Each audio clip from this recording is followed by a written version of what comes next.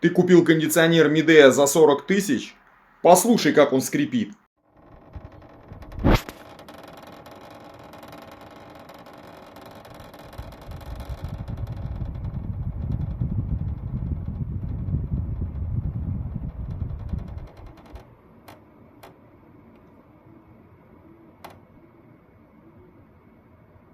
Какой-то китаец не добавил смазки к сервоприводу.